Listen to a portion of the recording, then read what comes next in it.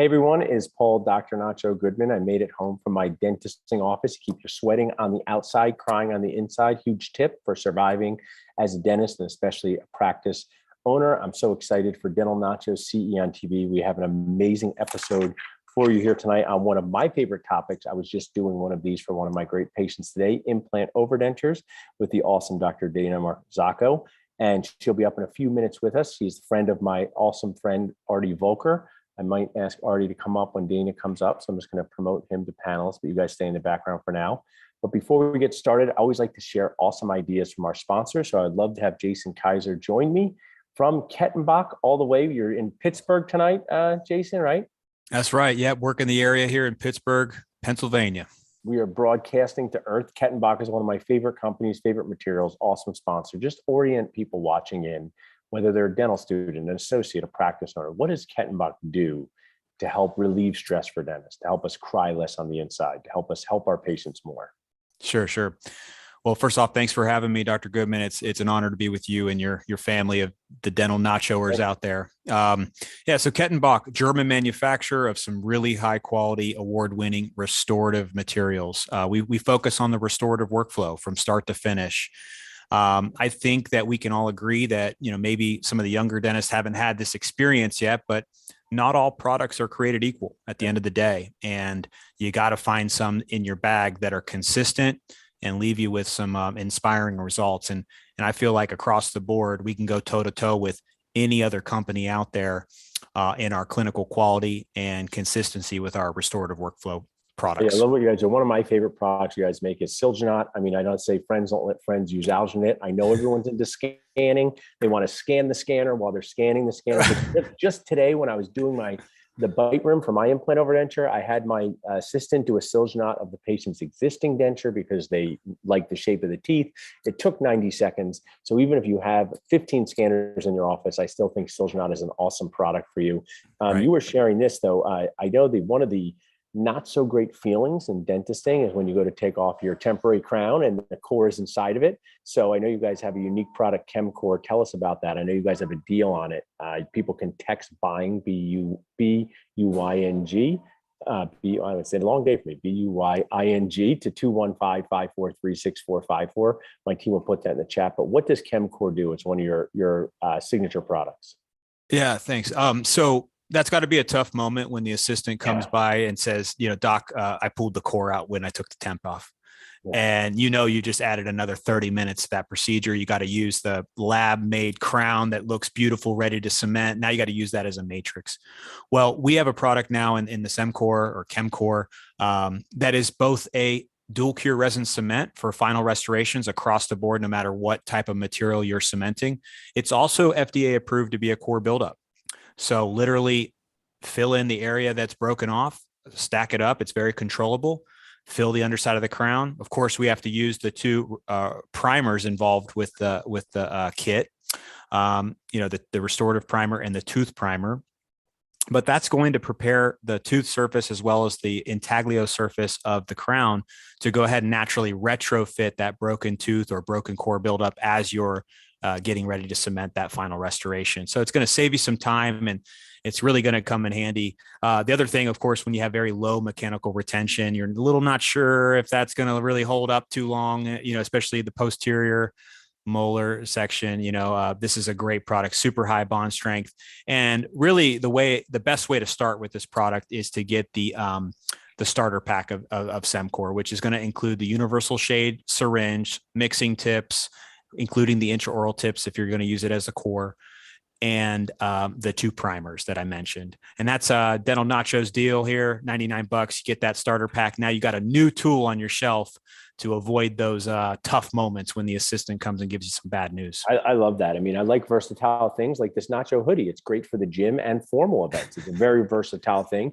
But us dentist people, we're a little inconsistent, which my wife said is a nice word for hypocritical, because We don't want any adjustments to our fees, no insurance adjustments, but we love a deal ourselves, rather inconsistent, right, Jason? I don't know if you've met dentists, but they want a deal inside of the deal, and we'll give that to them by being part of the Kettenbach Nacho buying group with our sponsor. Text buying to 215-543-6454.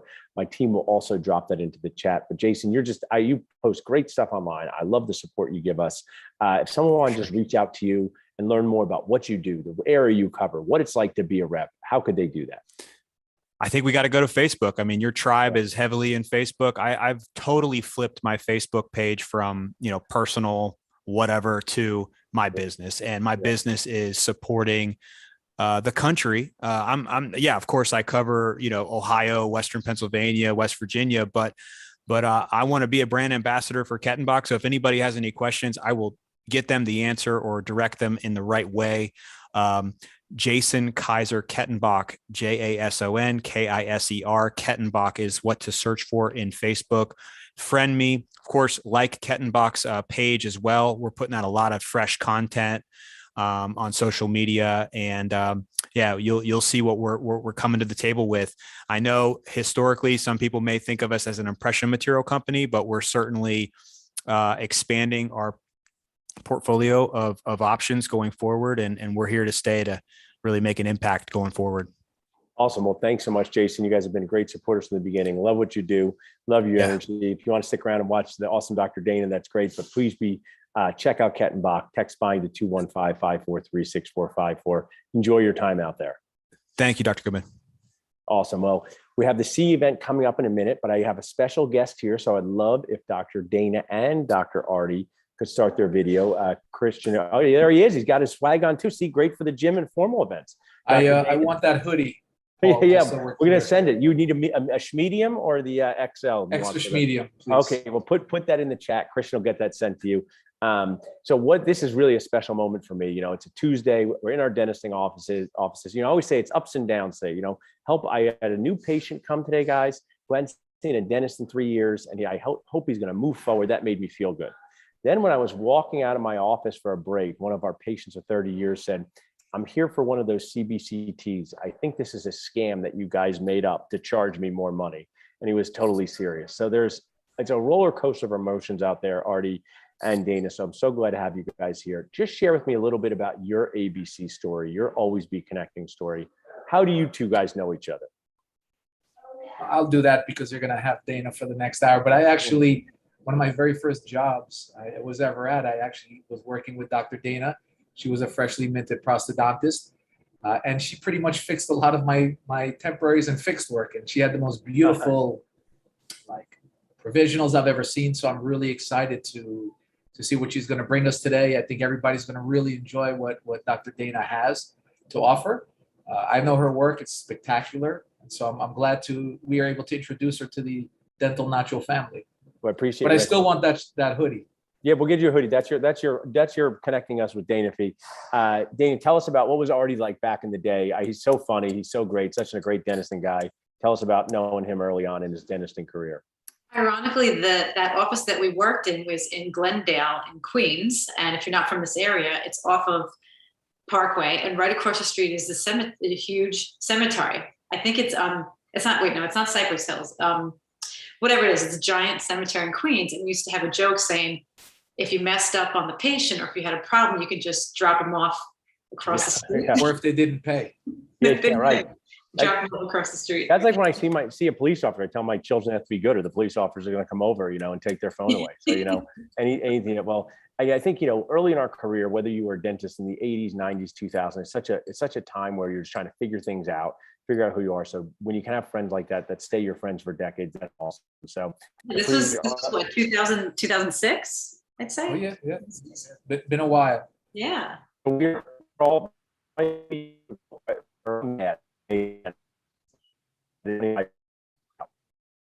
season age time. Did I lose these guys, Christian? You guys okay? I think you went out there for a little bit. Yes, it's that Philly connection. Yes, Marzacco. Thanks, Christian. Well, let's let Dr. Dana share her screen. Artie, let you drop back. Thanks for joining us. And I will let Dana share her screen and get started here in just a second. Okay. Awesome. As Dr. Dana is sharing, our C is officially going to start. please go to the chat. You're going to register in the chat. You can text register to 215-543-6454.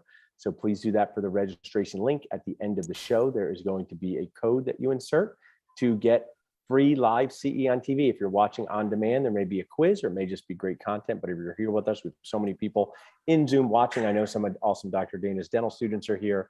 I'm going to turn the presentation over to Dr. Dana for implant overdentures, and I will stop you with any questions along the way. How's that sound, Dana? Sounds good. Awesome. Yeah, whenever you want to stop, I think it makes sense when you're right on the topic. If you have a question, we expand on it, right?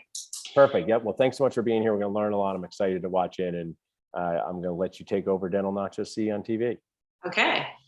And I do want to point out that this is probably the only lecture that you will see with a Rocky poster in the background, which we might have seen a few minutes ago, but you'll see it again at the end. Okay, so thank you for everybody for paying attention. Hang on one second. Of course, my computer is freezing. That's odd. Here we go. Okay, a little bit about me. I went to Tufts Dental School. I completed GPR residency at Montefiore, and then I completed my prosthetics training at New York University, and then stayed along there for an implant fellowship. I currently practice in a prosthetic practice in New Hyde Park, Long Island, which is in Nassau County, and I also am a clinical assistant professor at Stony Brook. So on occasion, I do give lectures for local study clubs, some meetings. So I'm very happy to be here to share with you my lecture tonight. And this is just some of our team in Long Island. Right in the middle is Dr. Kurtz, who actually trained me that I practice with. That's our staff. And then all the way to the right is one of our ceramists who actually works in the building at Synergy Lab. Okay, so when I first started giving this lecture, I thought it would be fun to start off with something that I saw a very long time ago. I actually only saw this once clinically, and then I did see it in the textbook. So these photos are actually from my colleague. He did see this patient in the practice. So I think it's kind of fun to start off with a little bit of bang. And here you go, mucosal implants. This is obviously before implant time.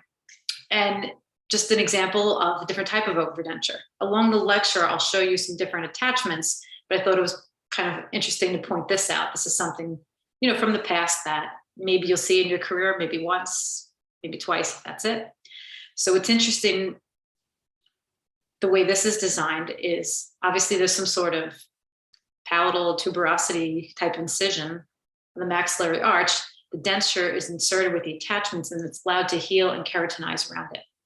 When I look at this, to me, this kind of looks sickening and I'm sure it's very uncomfortable. But the thought is once it's healed, the tissue is pretty tough and it's keratinized and they don't really feel much.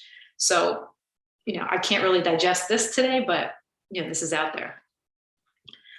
Okay, so just a little bit about what I'm going to speak to you. This is kind of like a longer lecture, kind of condensed into an hour. So I'll skip over some of the things that I usually reserve for the students. So what I want to talk about is kind of the advantages, disadvantages of doing overdentures. I think the big hitting point here is on the design. So I'll talk about the way that I design it for the maxillary arch, for the mandibular arch. Also, there's a different type of attachments you can do. I would say locator is probably the majority, probably taken over, but there's some other ways out there. The reason why that's important is because these patients are still walking around and you do need to know how to service these, repair them, or switch into something else. So there has to be some familiarity of it. This is more the student section where I kind of do the how-to, whether it's a chairside pickup, whether it's an implant level impression. And I'll just kind of show you my kind of like little cheat things that I do just to make it a little bit easier. And then at the end, I'll just show you a couple of examples from private practice. So we're going to skip over the definitions. This slide is kind of outdated, but I kind of leave it in here because I explain to the students, don't ever plan to put a patient into a full lower denture, knowing that's the worst thing you're going to do. Why do I say that? Because we all know that a lower denture is just not retentive. And what I tell them when they're treatment planning, if you have a patient who's losing all their teeth, you have to discuss implants as an option. If the patient can't do a fixed restoration, this is the next, second in line. It's certainly a heck of a lot better than doing a complete lower denture. So if you have an edentulated patient, now they're in full upper and lower dentures, obviously know the biting force is significantly reduced.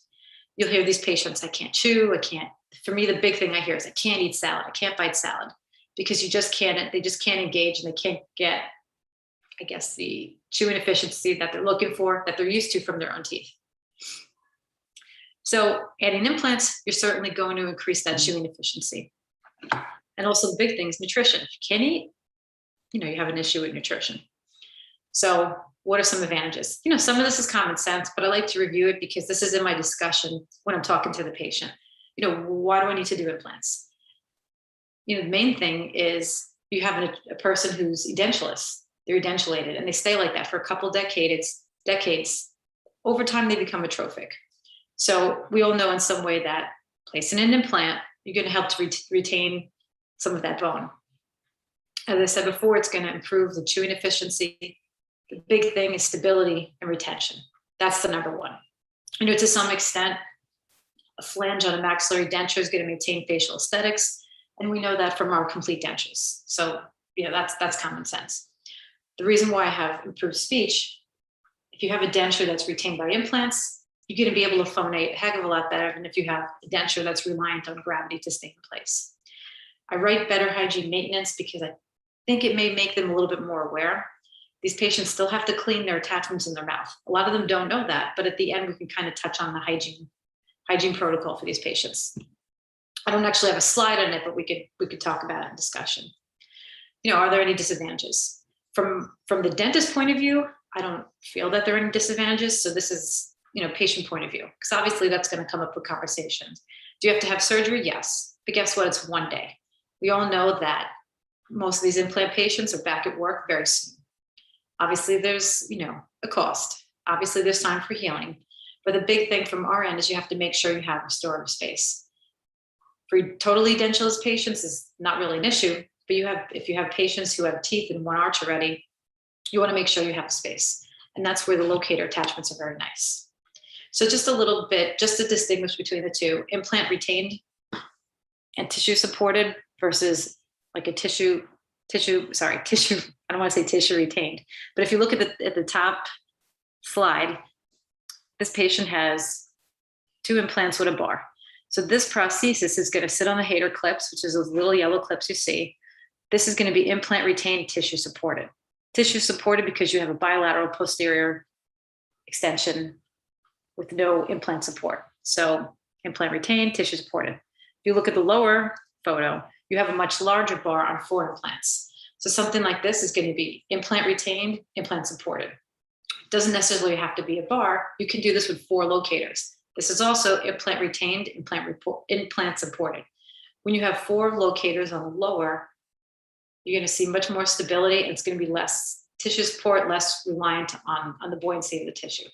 So I would tell you, as time goes on, my feeling is 2 on the mandibular arch are great, 4 is better.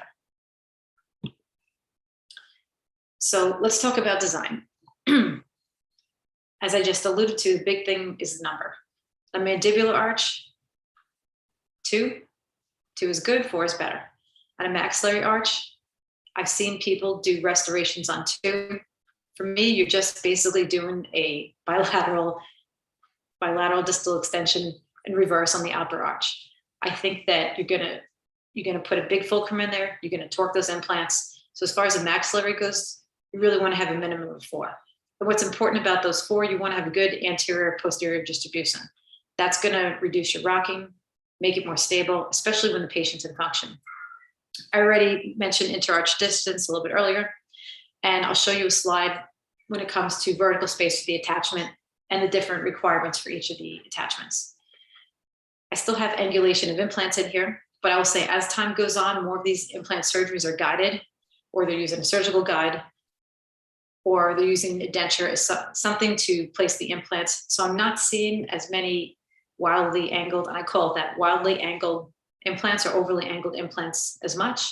So that's a good thing. I think you need to have force distribution straight down the implant, right down the axis to vertical. So parallel is important. An implant that's straight up and down is also important. Again, arch shape, I think that applies more to our restoration. Okay, so where can we do this? Obviously, In a full arch situation, you can have implant supported removable full prosthesis. You're going to gain retention. And the big thing for the maxillary arch is you're going to eliminate that palatal coverage. For me, that's the big obstacle. So when you explain that to the patient, you're going from your denture that covers the roof of your mouth to now an open horseshoe. That's the greatest quality of it. And that's going to restore a tremendous quality of life, I think, at least from what I see. And obviously, the benefit of the mandibular arch. The big thing is really retention and stopping that denture from kind of moving around. There's another area that I think is kind of the unsung hero when you have a patient who's partially dentureless. I don't do this often. I don't see a lot of it, but I think this can also make a difference. And it's also thinking about planning for the future, especially if you have a patient who has some teeth that are not so great. If you already have implants in there and the patient loses those remaining teeth, you already have a basis for your next restoration. So as I said before, if you have somebody who has reduced ridges or an atrophic ridge and limited bone, if you can place 2 implants in the anterior, you're going to do a heck of a lot better than with a denture.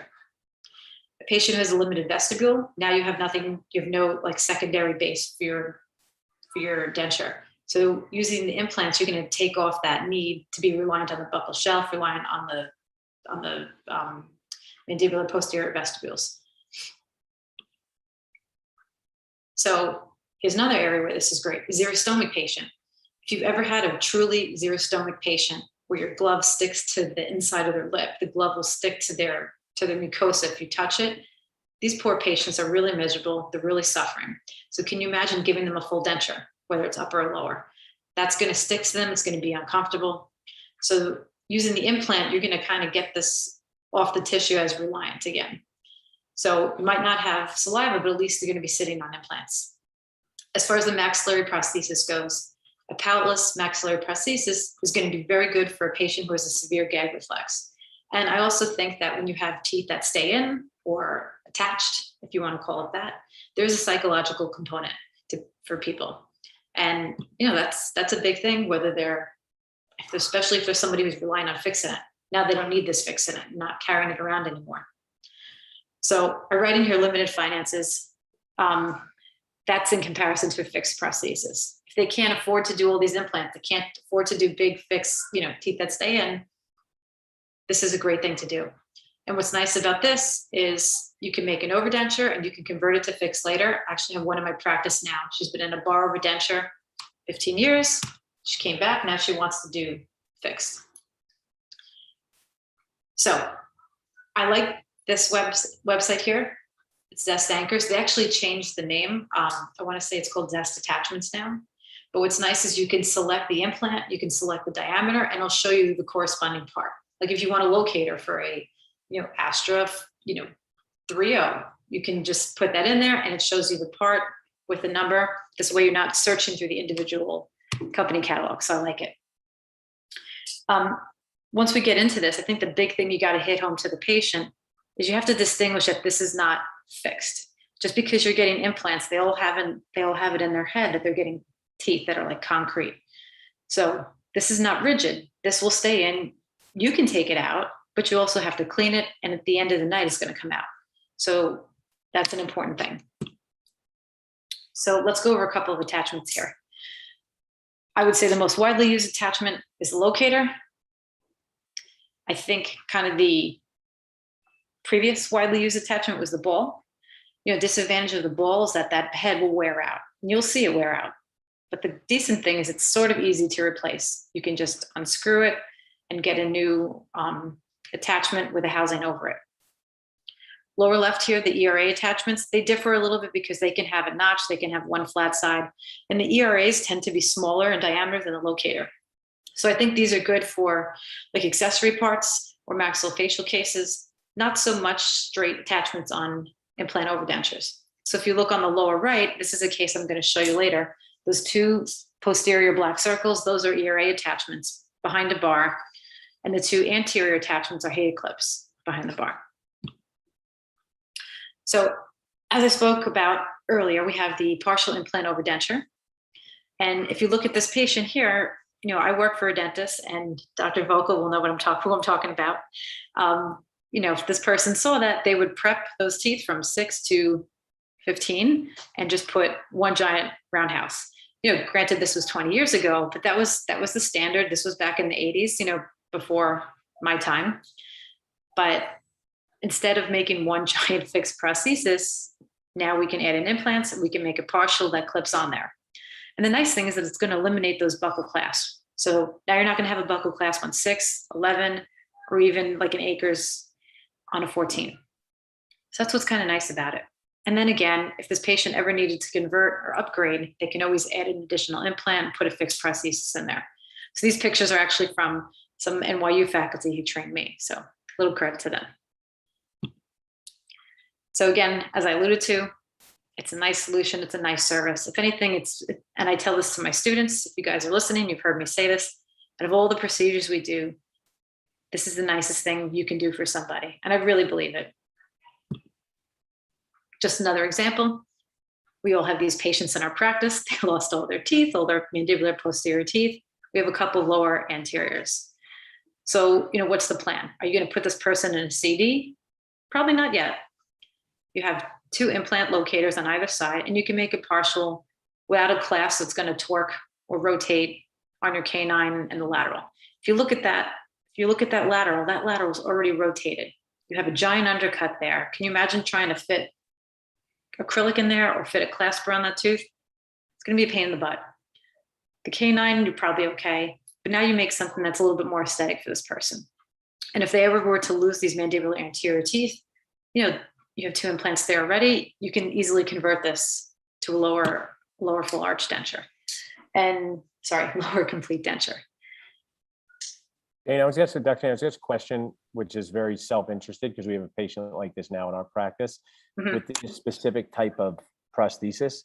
I know it's always like this Goldilocks game we play. My denture falls out. Now it's too tight, right? It's hard to, sometimes I've seen these have the challenge of being too difficult to get out. Are there any either tips or tools that you've seen? I mean, I've seen them for the locators. There's like a tool that people have used, but do you ever find that sometimes these partials and the locators are so good and so retentive, but the patient struggles with being able to get them out once they're in?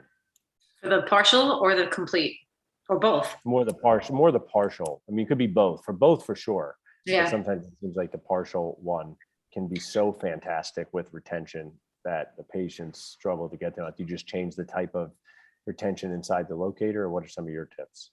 It could be 2 things. It could be the attachment, and I have a slide on that a little bit later. It could be the strength of the attachment, like you said, or the picture I showed you, it could be the teeth, right? When you're doing partial dentures, you still have to have a guide plane. So this is still in that wheelhouse, right? You still want to have it sounds ridiculous, but you still want to have a guide plane and a path of insertion.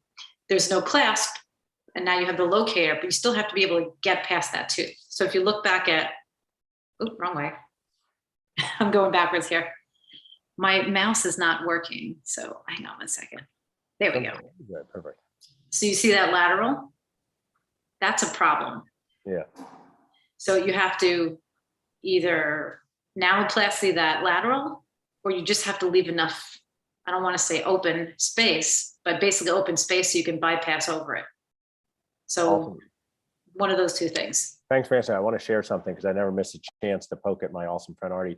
Since we've started this, you've gotten like 20 or 30 more people joining the Zoom. When Artie usually does a lecture, people start leaving 20 minutes from the presentation. So you're doing much better than him.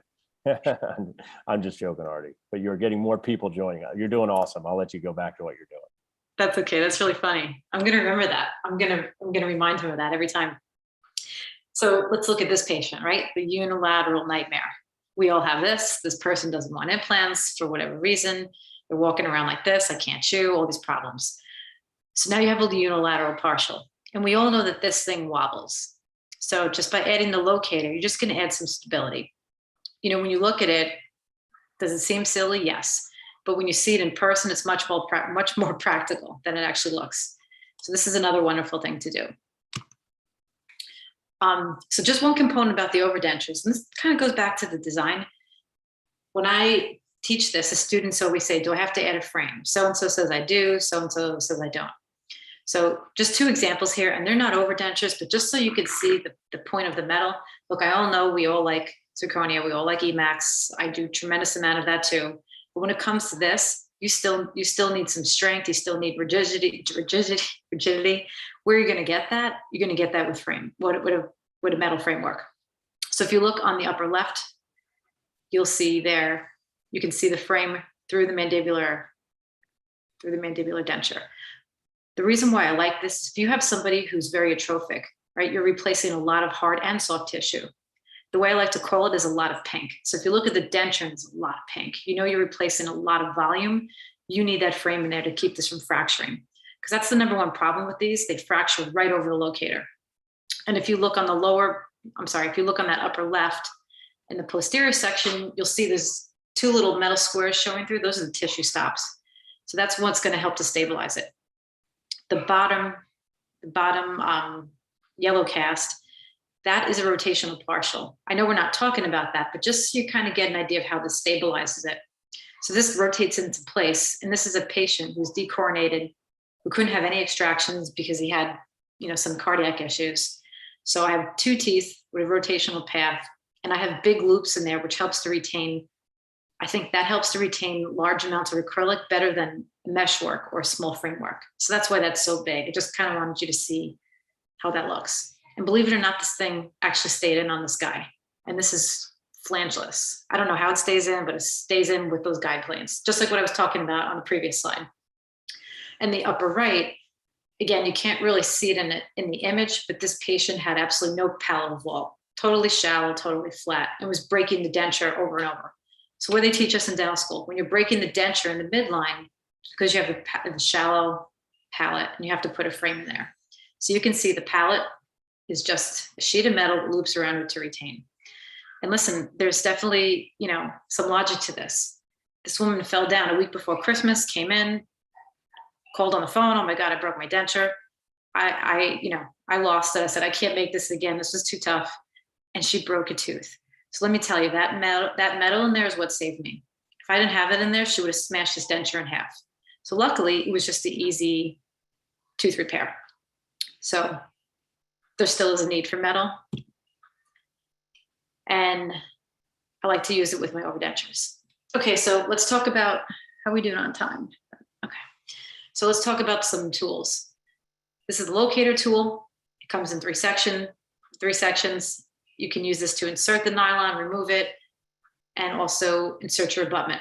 The picture on the lower right, I actually prefer that to insert the abutment. And they do have the thumb driver that you can put into the torque wrench and torque it.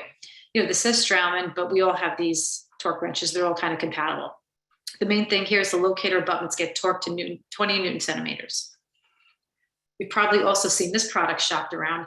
I don't know anybody that uses it. I asked all my colleagues, and every time I do this lecture, I ask if anybody has used this, and maybe one person has tried it.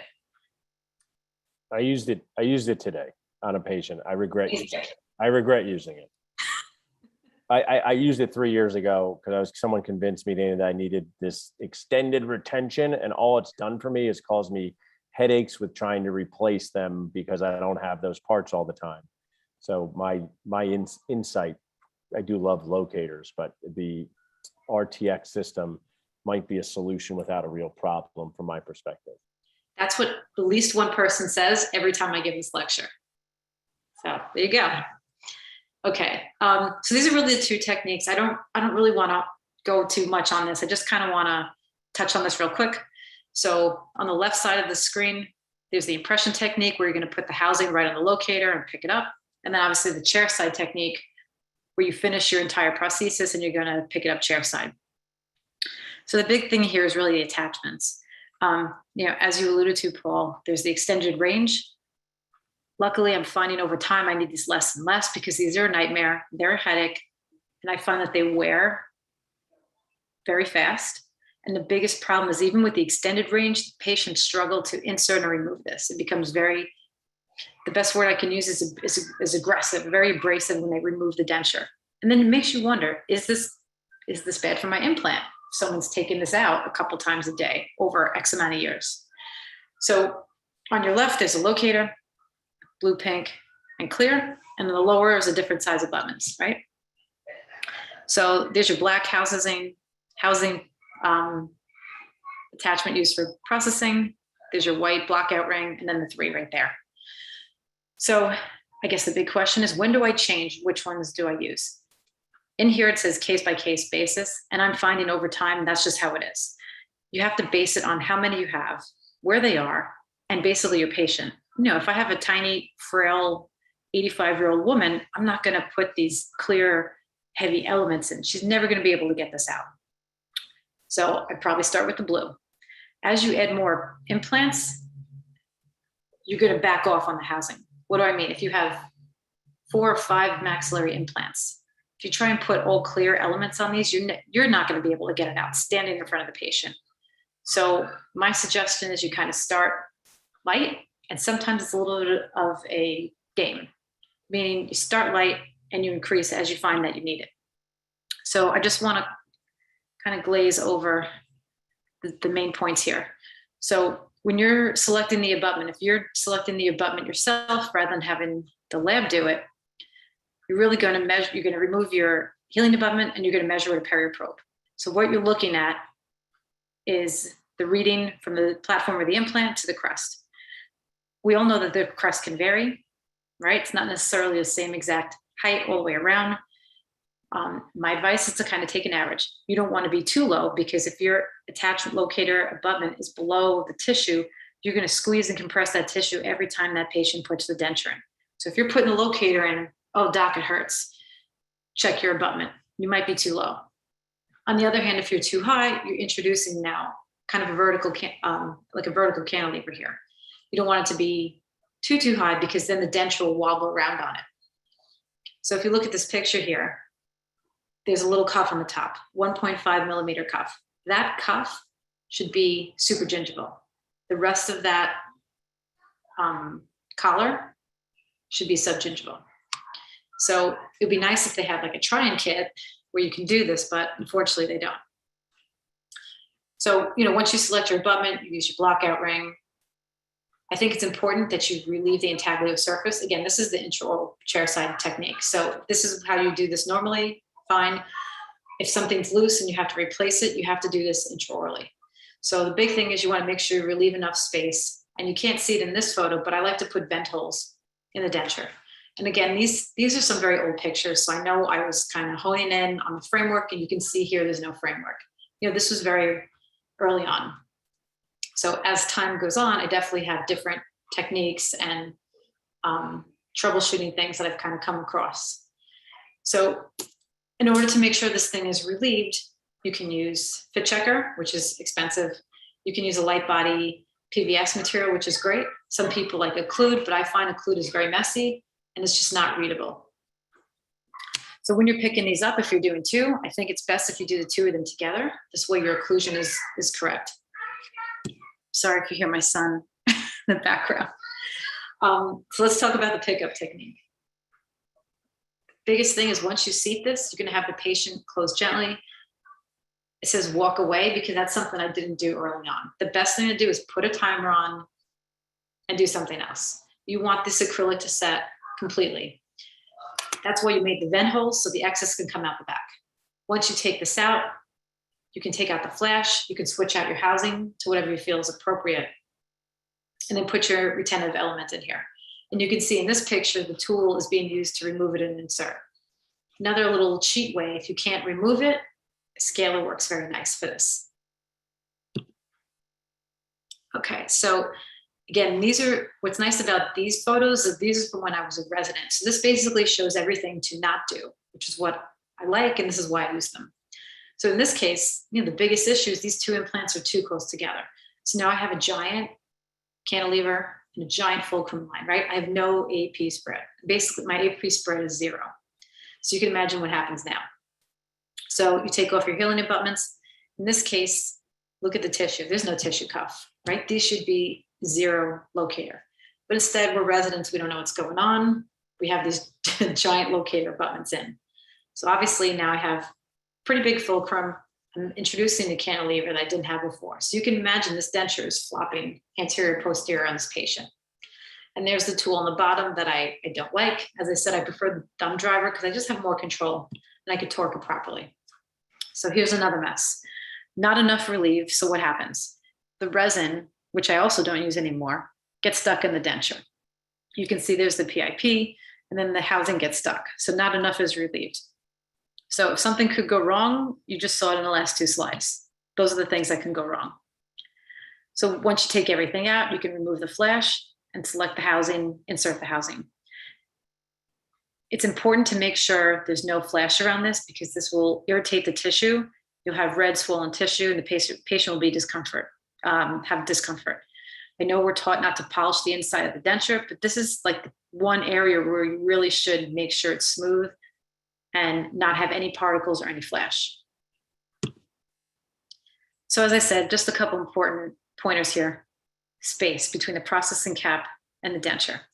The big thing is if the denture is sitting on that cap in the chairside technique, you're going to transmit the force down the implant, and that's where your denture is going to break. As I said before, denture always snaps right over the locator, right over the center. And once that happens, it's impossible to repair it, and the repairs just keep going and going and going.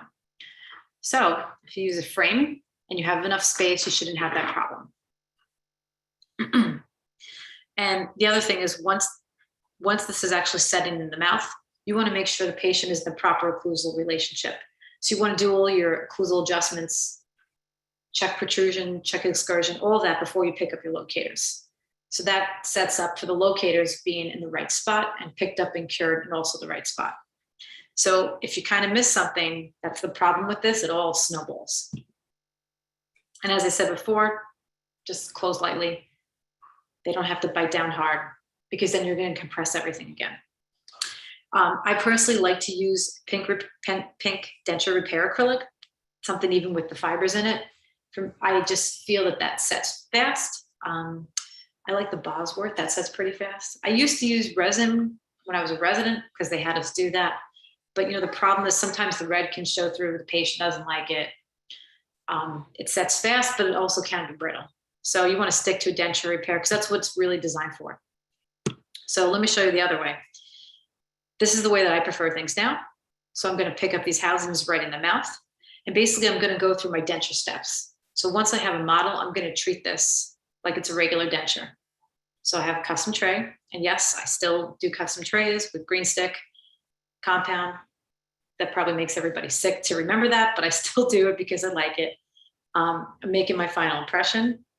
I'm going to take my BDO, and yes, I'm going to do my Facebook because that's what I do. I'm going to do my try-in and I'm going to finish it. And what's nice is when it's processed, all this is already in the denture. So I only have to engage those implants once.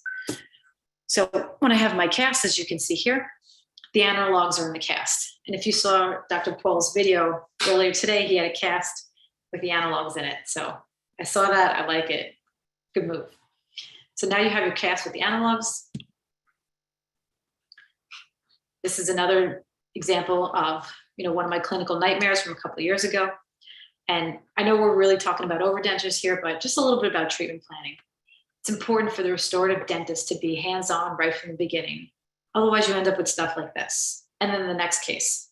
So if you can see this, all the implants are kind of squished right into the anterior. If you look at my anterior posterior spread, there's really not a lot there. So in the beginning, when I was doing this, I was spraying the cast with the silicone lubricant. And then it's funny, I'm giving this lecture and I'm realizing the acrylic doesn't stick to the stone cast. It's really unnecessary. But I guess just things you pick up as you start talking and showing your work. So what I like to do for this is just kind of like a way of verifying the cast. I mean, there's different ways you can do it. You can make a traditional implant jig and verify your cast this way, or you can have the lab make your framework. So this is obviously a palataless maxillary overdenture. You can have them make the framework. And I personally like to pick these housings up on the model myself in the office. So this way I can see that see the frame sits exactly where I want it. And here's where I'll use my GC resin to pick these up. And then I'll go to the mouth with it. So it's kind of how I verify it in my own way. So you're going to connect those housings out of the mouth. Then you're going to go into I spelled that wrong word. Wow. Then you're going to go into the mouth. And if you can see whatever doesn't fit. So whatever ones do not fit on the implant, you can pop it right off. And then you can attach it right in the mouth. It's a little bit of a pain to do, but once you get used to it and once you have a couple of them attached on, it's not really moving around. It's a heck of a lot easier to do this on the mandibular arch. So as you can see here, I picked up the 2 housings on the cast. I went to the mouth, and this clipped right in. So now I have, the idea is you have a framework that sits on the locators in the mouth. So now you can take a stable interocclusal record. You can do all your markings. And when you do a wax try-in, everything is stable. Nothing is moving around. So it's going to be very accurate. It's like night and day compared to doing this with traditional denture. And if you look on the lower left here, the upper palataless, if you can see, I have blue attachments on one side and clear on the other. What made this case challenging is because I have no posterior implants. I started this with all clear, and this woman could not get this out. Can you imagine 1, 2, 3, 4, 5-pound housings, could not get this out. So little by little, I had to just kind of back off. And that was kind of like the final combination. So whatever you put in the mouth, I think it's important to document it in the chart, which attachment you use and on what implant. So if anything falls out or wears, you know exactly what you did and you can replace it. So as I said before, what's nice about this cast with the analogs in it is now I can have a stable record base. So this makes a tremendous difference. This case is a little bit different. If you look at those gray attachments, those are the, I want to say the name is escaping me, not Camlog. It sounds like Camlog or Camden. I like the locators better. I feel that I just struggle with these a little bit, and I don't think they engage as well as the locator. You know, somebody might have a different opinion, but I prefer the locator. So anyway, you can see here, here's my rim, there's my notches, and I do all my work right on there. So very early on, I was talking about vertical space requirement. What's nice about the locator, here you can see it's the minimum amount of space required. So, you know, compare this to a bar, compare this to metal ceramic. Locator is the smallest attachment compared to, you know, the ball, the hater, all those things. So that's what's nice about it. So let me show you a case. This is a case I did many years ago. And these locators were actually all picked up chair side. So as you can see, I don't do that. I haven't done that way in many years. And there's my red resin, which I talked about why I don't like it. So in this particular case, we had a little bit better anterior posterior spread. But again, the big problem here that I keep facing is I have to be involved in the beginning. Otherwise I get implants, you know, that are all anterior. The problem with that is over time, even though I have all those attachments, this thing can still rock. So if I can get posterior implants, you know, sometimes it's worth it to have the patient go through the science lift if they agree to it. That's, you know, a whole other lecture. But, you know, just for your knowledge, anytime you can, you know, have a bigger anterior posterior spread, your case is going to be more predictable. I think you'll have more longevity towards it. And the main thing is you're going to balance your occlusion. And this patient's going to function without overstressing the anterior implants. So this is the other view of it. The reason why it says not all mounts are symmetrical is this patient came back to me and he said, I made my teeth crooked. So I showed him the models, the casts of everything I had. I'm like, this is what your mouth looks like, sir. This is where your bottom teeth are. So it's an interesting thing that even though you think you did a nice job, they always find something and they'll see something that you don't. And this is what it looks like from the buccal view. There's your flange. And earlier on, I was saying that what's nice about the buccal flange is going to give you some soft tissue support, some lip support, and you're definitely going to get that. I've been asked a question a couple times. Do we need the buccal flange when we do an overdenture? Why do we need it? We have implants. So remember, lip support, tissue support, and the biggest thing, you're going to stop food impaction. Can you imagine if you cut this down to above the teeth, you're going to get a ton of food right underneath it. If you've done a hybrid, you know exactly what I'm talking about. So the flange is nice. It keeps food out. And I think it looks good. Okay, so one more case. So this is a patient with an atrophic ridge. I say non-ideal implant placement because this patient this is actually his second round of implants. He had implants. He lost them. He got a second round of implants, and then he came to me. So by the time I'm seeing him, everything's integrated. So this doesn't look so terrible on the photo, but what I can tell you, if you saw this in person, those anterior implants are not in canines. They're probably like in the first premolar, closer to second premolar position. This is a very large anterior edentulous area. And the surgeon that did this kind of assured me that there's nothing in the front. We're not getting any implants in the front. The whole thing is blown out. So this is what we have now. And, you know, mind you, this is a big guy. This was like a 6'2" guy that, you know, was like 400 pounds. He had gastric bypass. So this is a big guy. So do you think that this guy can handle locators with little silicone attachments? You know, probably not. So this is why I treatment plan to borrow a denture. Not only because of the situation, but the arch is big. You know, the anterior posterior spread is kind of there, but I have this giant cantilever in the front. So in this case, the implants were pretty deep into the tissue. And so we decided to use multi-unit abutments. This brings the interface right to the tissue level. So that's what's kind of nice about this. Makes it a little bit easier to work. And I'm learning now over time, I should be using these a little bit more often. And I joke with some of my colleagues about this. So anyway, now we have multi-unit abutments. This brings the implant level right to the gingival tissue. So now I'm working at a comfortable level where I can see what's going on. You know, so what do I do in this case? So I have my impression, I verified my cast. I'm doing a tooth setup. Is there a question here?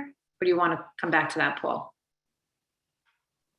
Let me see, one sec. Good. It says, no, we can ask a question now. Or just, it's like a nacho plate of C. You can stop at any time and have whatever topping you like, Dana. Can you elaborate more on this point in the chair side technique? What do you use to fix the metal housing? What type of acrylic and what way of delivering the acrylic? Repair chair side? In the chair side technique, what do you use to fix the metal housing? What type of acrylic do you use and what way do you deliver it? Okay. Yeah, I guess I kind of hit on that in the slide. I would relieve the intaglio, right? You have to take out all the acrylic that's there. You have to make sure there's plenty of space. You put the housing on the locator in the mouth, make sure your denture seats over it. I like to put the vent holes in it on the lingual so that any excess material will kind of come out the lingual.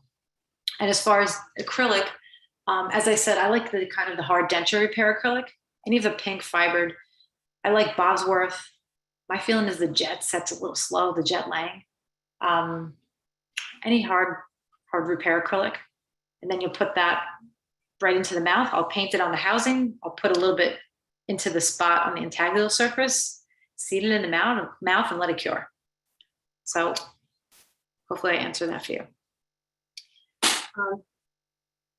Back to this overdenture here. So as I showed you before on the previous slide, I'm sorry. I'm going backwards here. Okay, multi-unit abutments. At this point, I'm taking my records. So this is a little bit different than how I did this on locators. So now I'm taking a face bone, taking an interocclusal record, and I'm getting the tooth set up. The reason why I'm getting the tooth set up is it's going to show my lab tech where to put the bar, where to design it, kind of like to work within the confines of where the teeth are. So if you look at the lower right picture, that's an index. It's a silicone index of my denture setup. So this is lab putty that I have in the office. I put the, set up denture right on the cast. I notch the cast. I mix the putty myself and make that matrix. So this will go back to the lab. They can put this pink putty on. So now they can see exactly where the teeth are in space, in 3D. Buccolingual, anterior, posterior, up, down, every direction. So now he's going to leave room for denture teeth, pink acrylic, framework, and a bar that gets screwed into the implants. So this is his initial wax up. He sends it to me to look at it. I'm engaging the 3 implants, and there's a little white circle on the distal. That's where my ERA attachment is going to go. And on the anterior, you see that little clear bar. That's basically to reduce the anterior cantilever. So those are where those yellow hater clips are going to go on. You're going to see that in the next picture. So now I have an anterior retentive element that I didn't have before. I have the bar that has, if you look on the green, you'll see it's like some notches in it. It's almost like a, not spark erosion, but a little bit of like tension that's going to kind of hold it in because they're quote unquote parallel. And then I have my ERAs in the back. So I have 3 types of retention on this poutless overdenture. So in theory, this thing should not move. When this case was done, this was a casted gold alloy bar. I'm actually starting another one. And it's nice is this will be milled in either chrome cobalt or titanium. I was just talking to the guy today about it. So it's going to be more cost effective, at least from our point of view. And because it's digital, hopefully it'll move along a little bit faster. So here we are. Here's our bar. You can see the hater clip in the front, that extension, the retention from the bar, the ERA in the back. So as I said there, I was talking about the 2 different materials. You can see that there. And I'm basically taking that fulcrum down tremendously and reducing it tremendously. In the bottom, I write, how much is my lab bill? Because I like the students to guess. In this case, I'd definitely say it was probably over $1,000, but I'm doing this new one now. So I'll get back to you and let you know the price differential. So this is the intaglio surface of the overdenture. There's my metal framework. There's my palletless frame. You can see there's little grooves on either side that sit into the bar, the black ERA, and the hater in the front. And we're just coming to the end here. So let me just show you how this looked. This is the whole thing inserted. And you can see not the best hygiene, but this patient wanted to start with the upper. And there's our forever joke, right? You see pictures in the lecture, the top looks beautiful, and you think the dentist neglected the mandibular arch. So I'm here to tell you that he didn't want to do the lower arch, but I still have photos anyway. So that's that. And thank you for listening. And there's my email if you have any questions. You did awesome, Dana. Let's see our video again. We have some, we'll do like 7 or 8 minutes of some questions, some things I wanted to bring up. Really, I know it's not easy to go through this in this short a time frame. That was one of the best and most comprehensive overdenture presentations. Even though I've done many, many overdentures, I learned something myself, and it reminded me of why they're just such awesome procedures for patients. Really, they are life-changing. And I would love, and I hope we're doing this together and with Artie for just kind of sharing how cool dentistry can be and changing lives. There's a lot of frustrating parts about being a dentist. So you're welcome to stop share if you want and just show us your awesome Rocky posters. We answer a few questions here. You guys can add a few in the chat too. So you can bring yourself back if you would like. I don't mind. Okay, here we go. But you can start your video. So if you guys are watching, we're gonna give the CE code shortly. I see a question in the chat. I would love for you guys to share in that with so many people watching in. What's one thing you learned from this presentation?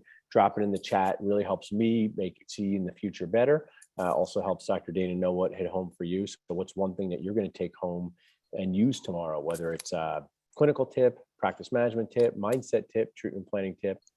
So Dana, I'm going to ask you this question if you're ready. Is that okay? Mm-hmm. You're welcome to start your video if you want to see me, but you don't have to. If you want to because I can't see your Rocky poster yet, but we can just do it. Oh, okay. You need to. Yeah. I think you guys start your video again. Okay. Like from the beginning. There you go. Oh, perfect. There's your Rocky poster. Good. Awesome. So any tips for troubleshooting chair side when you have to remove the metal housing from the denture if it was not completely picked up or the acrylic didn't set fully? Good question. Remove the housing from the denture? Yeah, from the denture. I think you just have to pick up a handpiece and drill it out. One thing I'll say, that's a good question. This is, do you need a new housing when that happens for the locator? Because there's a very technical term, manglified, the one that you've tried to remove. I would say look at it. If the ridges still look intact, you can probably reuse it. But if you hack it up, you might want a new housing. But most of the time, they're pretty resilient. One of the things I'll share, maybe this is just a good medium-age dentist practice management tip, is always have extras of, inserts and housings and upside down. I call them upside down wine glasses, which are the, the impression coping things, because these things drop and they fall on floors and they go to live in the black hole of gutta percha and composite carpules. So, if you're telling someone they're going to get their implant overdenture and you dropped one of the inserts that was pink, make sure you have some backups, because that's happened to me too. Just finished an AGD, had some dentures that were retentive, but didn't feel like they had this snap. I did it chair side. So I picked them up chair side, felt like they didn't have the snap. I think when you look inside, it's funny because the housings are very thin. If you go back and look at it, you'll see like sometimes one side of it can kind of fold down like a piece of paper. And that like snap, the patients hear that and they think it's always going to do that, but that eventually goes away. Yeah. The way I evaluate it, if you can grab their denture with your thumb and your forefinger and you shake it and their head goes with it, you have retention and you're good. And also like, I tell people this, like, test it out for like a week, have some meals, tell me what happens, write down on a piece of paper when you feel it's loose. I do think, Dana, your process must be tough, is people like, people get a hip replacement and they have to go and use it for a little bit. People judge our work in the very first second you put in a crown. First So, 5 minutes. Yes. test it out. Let me know what you think. Really good points there. I had a question about this, which is kind of blends clinical and practice management. And I've used different systems here. How do you deal with the maintenance of implant overdentures? Do you have them come in yearly? Do you have a charge to replace things? How do you deal with the maintenance of these cases, both in how often do they come in and what do you, not the exact charge, but, do you have a charge for implant maintenance? It's funny because it's always different. Like there's some people who show up once a year. There's some people who show up less than that. I had one guy who disappeared for 10 years and he never lost retention. I don't know how that's possible, but he didn't lose retention on the housings for whatever reason for years. But I think it's good to keep them in on recall, just like you would a prophy patient, once to twice a year. You check it. Sometimes they wear out.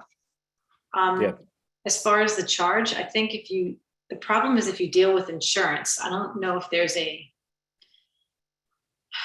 might be like an implant repair part code, but most of the time it's not covered. So I think you have to see like, what you're replacing, right? Each of the housings are $20 a piece. This is just the silicone piece, right? If you're going into the metal housing, that's something else. So it depends on what part you're replacing, how many. And I think you have to make your price up after that. See what your cost is on parts and then add whatever it is to the top. Yeah, I have had done a number of fixed and removable implant cases, and the fixed ones, they do it and they spend all this money and they change their lives and then they never come back. And it's like, who would buy a car and be like, do I ever need to take this thing to the mechanic?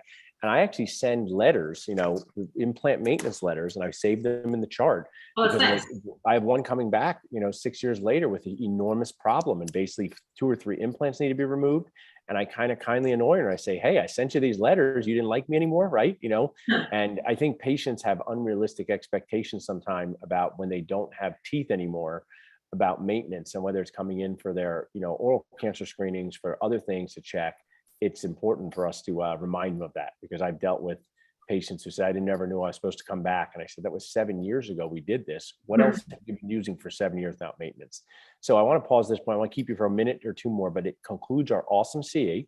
So go into the chat and text there. I put the CE code, which you put with the registration code from when you got here. Text the word code to 215-543-6454. Text the word code to 215-543-6454. I don't know if you're a fan of Chipotle, Dana, but I go to Chipotle a lot with my crazy kids because they make a mess. So everybody likes extra guac for free. So if you text the word guac to 215-543-6454, you'll get a free implant course from us. But I want to keep Dana for a few minutes. That was a phenomenal presentation. What I like to talk about in the last few minutes, Dr. Dana, is we have all these awesome dentists watching in, from dental students, new dentists, medium age dentists, seasoned age dentists. They're going to watch in on the recording. And let's talk for a minute about patient communication, confidence. How did you develop the confidence? of looking at a person saying, hey, this investment's going to be $25,000 and you're going to love it, right? This investment's going to be $35,000 and I know it costs as much as a car, but you use your mouth more than a car. That's something I say. So, you know, there's one thing to be able to pick up locator attachments and put in housings, but then there's another part of us that needs to be able to communicate this to patients. What would some tips you would give new dentists out there? I think the advantage is quality of life and what is it worth to you, right? The big advantage here is you can eat better, right? We all love food. We all want food at work. It's quality of life. And a lot of time they come to the practice because they're miserable and they want an improvement. You know, with these people, I don't feel I have to I don't want to use the word convince, but it's just more like reinforce. Like, this is what you want. This is how you get it. Right? Like, this denture is moving. The only way we're going to stop it from moving is doing this. And sometimes I love all of that. One of the phrases I've used that, you know, sometimes prosthodontists want to throw like stale nachos at me, but I say, you know, dentures without implants are for smiling, not chewing, Millie. So what that means is if we remove your teeth because they're time for them to retire, I don't say fail, retire, and you go to your granddaughter's recital, you're going to have dentures and you're going to look nice. But when everybody goes to eat pizza or cheesesteaks afterwards, those dentures are not going to help you chew. Implants help you chew. And sometimes something as simple as that really resonates with them. You know, I've had prosthodontists say, but I have a denture person who has a lower denture. They don't complain, but most of the time, I don't know a lot of things, Dana, but most of the time, my patients with lower dentures without implants are not the happiest of chewing campers out there. That's what I tell them. I said, those are the most miserable patients in the practice. I can make you 10 dentures. They can all be fantastic and they're all going to be terrible because they're just not going to work. And it's just something we need to be able to share with our patients in an authentic way. And like you said in the beginning of this lecture, these are the happiest patients that we have. You know, they're really, I mean, I have a lot of unhappy patients, but every single time I've done these cases and people will, I'll use the term my grandmother would use, yike, complain about the cost. I go, do you wish you didn't do this? Do you want me to take out your locators? I'll give you your money back. They say, no way, Paul, this has changed my life in the best way. So I just, you know, I hope what we're doing as Meeting Maids Dentists is inspiring younger dentists to say, what we do is cool. It's worth it. Figure out how to have authentic conversations about the cost of it, because you do change people's lives in a cool way.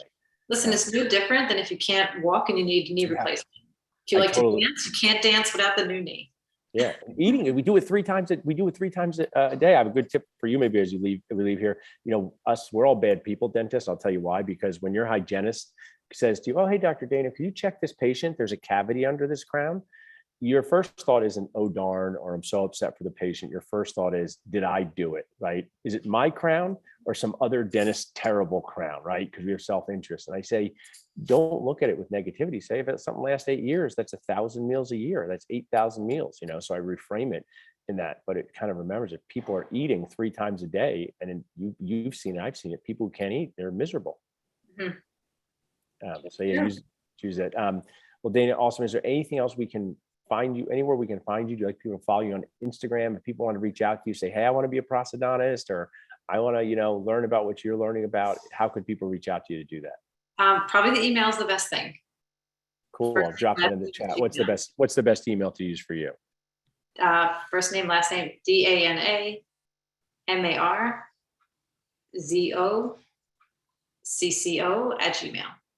Awesome. Well, I really appreciate taking the time. I know how busy you are. I'm going to get you to come to Philadelphia. I hope you come to that course with Dr. Jason Smithson, with Artie. So you hang with Artie. Come on a Sunday, hang out. We'll have dinner and you hang with Jason. Get you students in and have a nice day.